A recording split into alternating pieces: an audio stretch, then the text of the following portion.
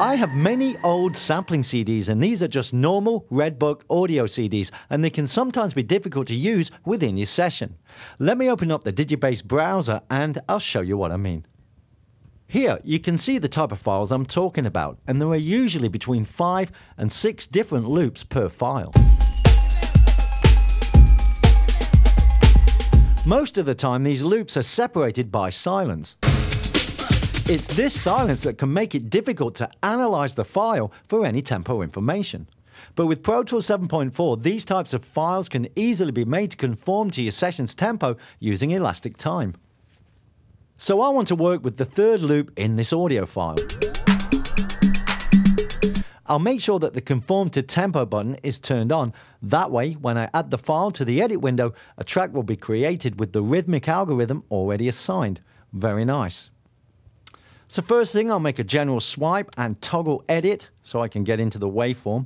Going to make sure that tab to transient is enabled, and then I'm going to click, tab to the first transient, Command or Control E will split it and get rid of this bit. Now I need to locate my second edit point, and that's going to be round about there. Let's zoom in, tab to the transient, Control or Command E, and throw this bit away.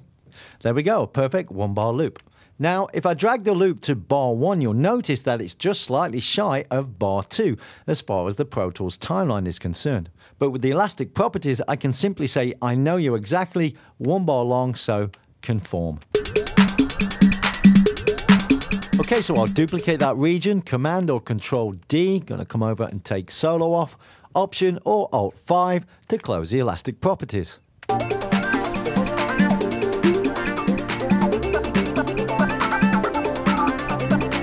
And don't forget that this region will now play back at any tempo. Now to give the original drum some oomph, I'm going to add a 4-on-the-floor kick drum right here in the intro section. So I'm going to open up the Digibase browser again, and I want to make a 2-bar loop from this kick drum. And for this file I'm going to choose the polyphonic algorithm, and I'll tell you why a little bit later on. Now notice that when I drag the file to the track list, Pro Tools will remove the silence and put the first transient at the start of the region. It's very nice.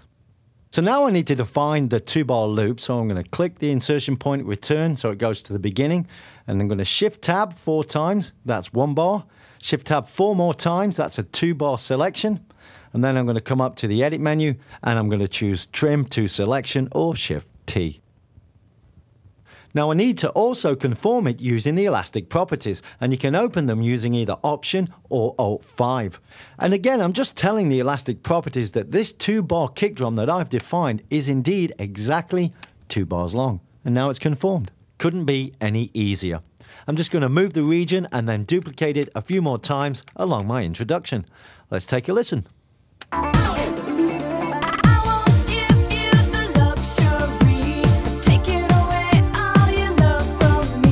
In the next video, we'll take a closer look at Warp View and how we can use it to modify the timing and the sound of an elastic audio region.